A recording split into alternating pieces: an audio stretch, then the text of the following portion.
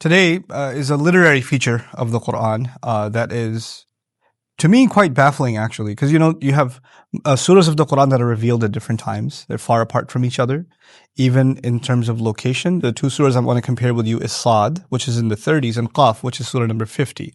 So they're just decently apart from each other. And you find sometimes that there are ayahs in these surahs that are very similar to one another, but there are some textual differences. So he'll say the same thing, but actually more accurately, he'll say almost the same thing, right? So in Surah Qaf, he says, بَلْ عَجِبُوا أَنْ جَاءَهُمْ مُنذِرٌ مِّنْهُمْ فَقَالَ الْكَافِرُونَ هَذَا شَيْءٌ عَجِيبٌ. Rather, they find it strange that a warner came to them from among themselves. Let's qualify that statement. A warner came to them from among themselves, because they thought of warners as someone to come from the outside to bring news from a faraway enemy.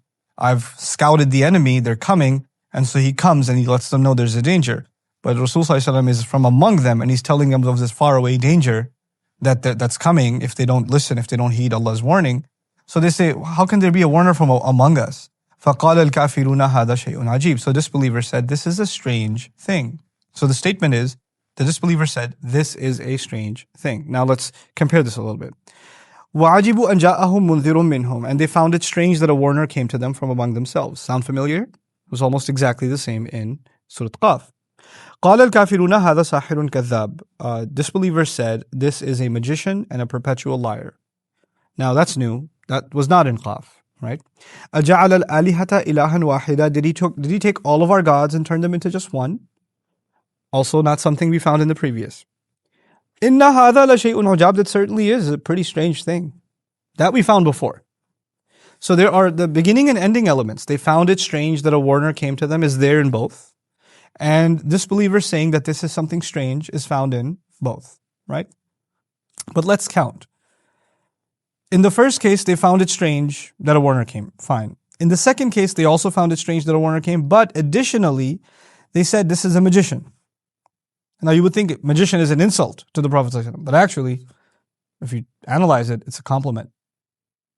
It's an acknowledgement that what he has to say cannot be explained away through common sense. There is something mysterious, something inexplicable, something in the unseen, something unseen to the naked eye that's going on here. And when you talk about something that is beyond reason to you, you cannot make common sense of it. You call it what? Magic. And think about that. What rabbit out of the hat is he pulling? He's saying words. How are words considered magic? The effect that it's having on people can only be described as magic. So that's in and of itself, in that insult embedded is actually an acknowledgement of the divine power of the Qur'an, a higher power. It's supernatural, at least that much they admit, right? The second thing they called him is perpetual liar. Kadhab. Kadhab means someone who lies over and over and over again. Like a khabbaz is someone who makes bread over and over again. Or a wahhab is someone who gives gifts over and over again. So he makes lies over and over again. They found that very strange. Why? And by the way, in that insult, embedded in it is also a compliment. Why? Because a liar tries to sell you a lie. You don't buy it. Now you know he's a liar. He knows he can't sell it to you again, so he finds a new customer. And he goes and lies to them. If he gets called out over there, he's not going to come back to the two of you. He's going to go find a third sucker. That's what a liar does. But this man, we're accusing him of being a liar. But he comes back and he tells us the same thing again. And we call him a liar. And he comes back and he tells us the same thing again. We've never seen a liar like this. Liars, once you call them out, leave you alone. How is he a continual, perpetual liar? And it's not even, by the way, when one lie gets caught, what does a liar do? Goes on to a new lie. When that one gets caught, he goes on to a new lie. But this liar, we don't understand, he's sticking to the same quote-unquote lie. He's not changing his story at all. The commitment of the Prophet ﷺ, the consistency of his message, ﷺ, his relentlessness, and his unwillingness to give up on these people is captured in their insult, kadhab. Yes, from their point of view, it is an insult. But deep inside it is actually something about the Prophet ﷺ. Anyway, then the next, so they called him magician, they called him continual liar or repeated liar. Third, أَجَعَلَ الْآلِهَ إِلَهًا وَاحِدًا. Did he take all of our gods and make them into one? All this entire mythology is no good? How are you going to get rid of all that? Just one? How are you going to survive with just one? They found it strange. Now, if you compare, there are 3 things additional that they found strange to the previous text, yes? Because in the previous text, they thought a warner came and that's weird. This one, they thought a warner has come, it's weird. But additionally, he's a magician. Additionally, a liar. And thirdly, he took all of our gods and made them into one. Now keep in mind, 3. Okay, go back. Disbeliever said, Hada shay'un ajib. This is a strange thing. That's what they said. In this ayah, it says, Inna hada la shay'un ujab. Now, pay attention to this. First of all, this ayah says, no doubt about it. The first ayah said, this is a strange thing. This one's saying, no doubt about it. This is a strange thing.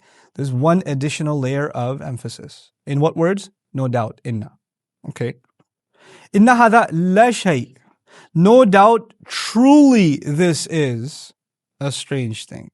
Truly, the la in la shay' is not found in the first ayah. So how many additional layers of emphasis? 2. There they said strange, ajib. Here they say ujab, extremely strange. Ujab is a hyperbolized, empowered form of the word ajib. 3rd layer of emphasis.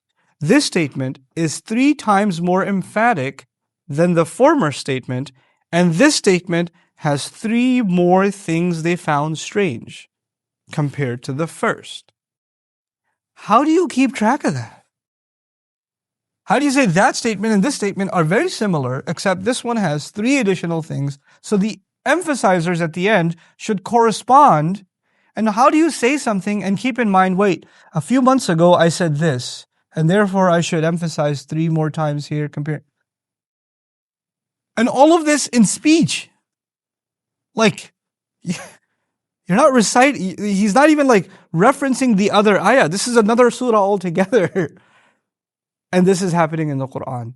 Things are said, and things are said slightly differently. And if you analyze the language, you're just left baffled. Like, how does the Qur'an keep up with this level of accuracy, this level of consideration?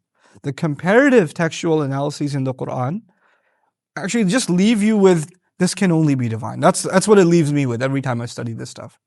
This is why he says, subhanAllah, why don't they reflect deeply on the Qur'an? Look behind the words.